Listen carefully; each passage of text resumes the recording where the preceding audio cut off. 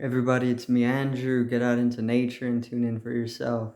Resonate with the Earth's electromagnetic field via 432 hertz, the universal frequency. Balance out psychologically and emotionally, and further strengthen your brain and your heart's coherence as well. Get a plant based diet going for yourselves today. Nurture yourself right back into life. We are literally herbivores in our nature. Further balance out your physical body's pH level and to go with alkalinity. Then you can generate some static electricity. Send me some love telepathically. Set attention to your mind and set intention to communicate. That is all there is to telepathy. You are now tuning in to great days. So today I'm going to talk on Ananda.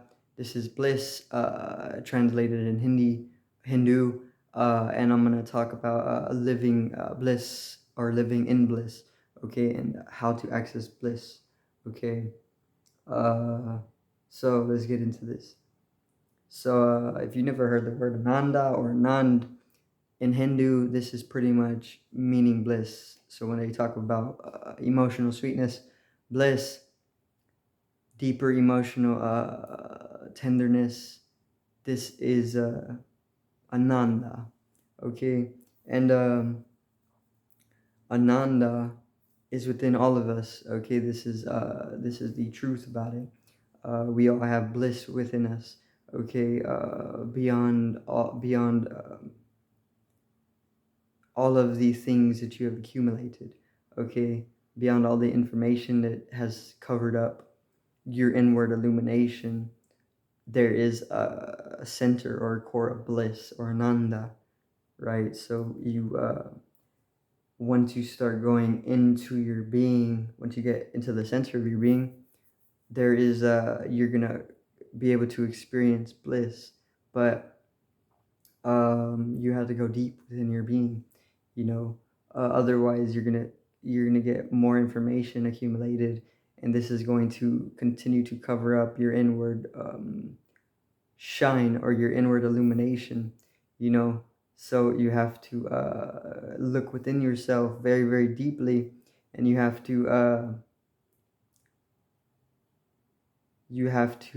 make a lot of sacrifice, you know, sacrifice the things that you have accumulated and that you have identified overly with, you know, which is a lot, okay.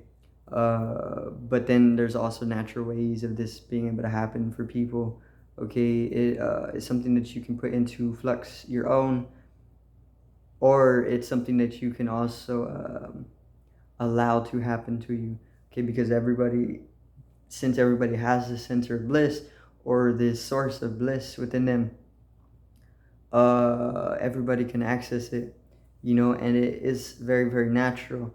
Uh, Throughout your life, you're gonna be able to see the recedings of the accumulated identifications and information that you have piled up, and as they start to dissolve away naturally, you're gonna come into a state of bliss, you know, unless you're absolutely resisting it, which a lot of people do, because resistance is something that a lot of people do, right? But it's there for everybody. It's not something that you attain, more so it's something that you come to realize. A lot of things come with self-realization, right? And a lot of things are realized rather than attained, or even created, okay. So it comes with self-realization, right? It comes with awareness, and it comes with truth, okay. So I was talking about how we don't know anything, or how I don't know anything, and this is a wisdom, because we don't actually know anything, because 99% of all of life is space, right? And that 1% is matter, and matter, it kind of corresponds to knowing, and the space corresponds to the unknown, right? Or nothing and something. Everything is pretty much nothing, non-existent, and that 1% is existence, and it's pretty much corresponding to the individual knowingness that we have accumulated, you know. And this closes us off to life, because we start concluding things.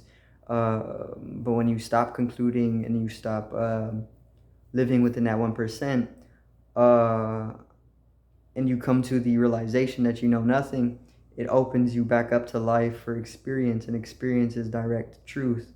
And the more you deeply involve yourself experientially and get into the present, here and now, eternally, then you start to expand your consciousness. You can make this accelerated, or you can accelerate the process of expanding your consciousness by bringing in presence and immersing yourself deeply into the present moment and experiencing. Uh, and once again, this makes way for the expansion of consciousness.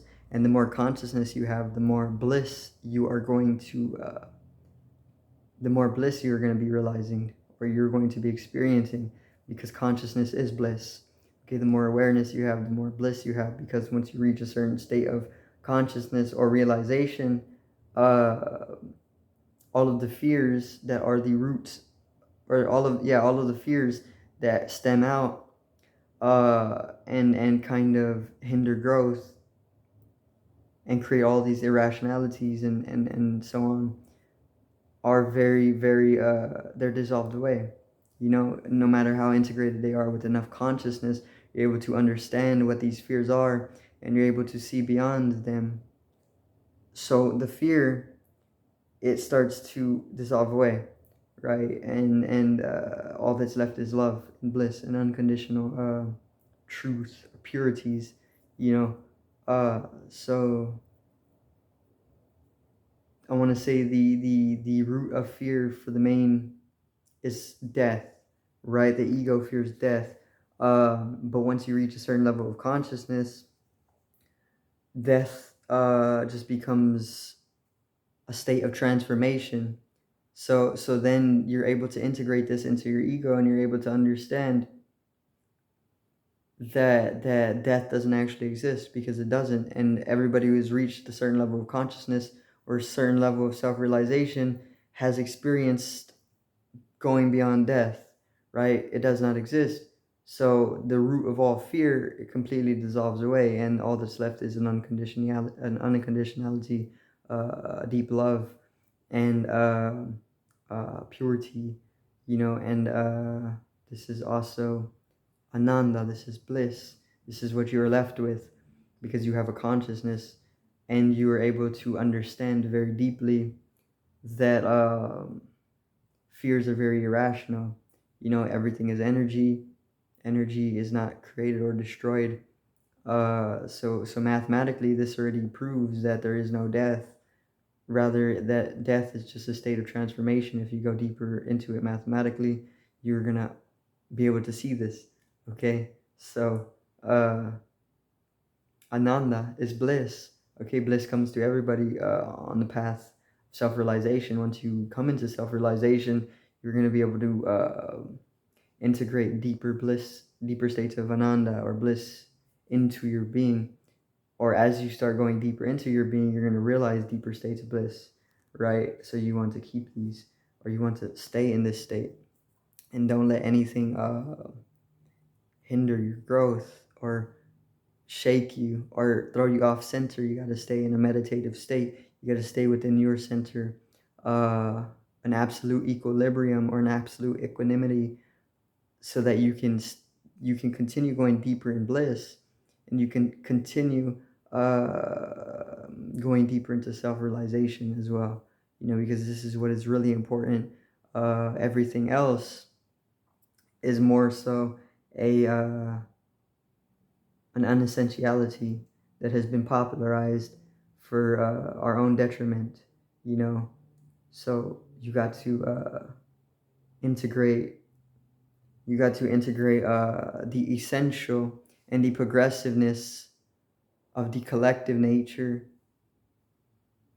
into your being, and you got to make this your work, because that's what's going to help the earth, and that's what's going to help humanity. Otherwise, we drive ourselves into extinction, and everything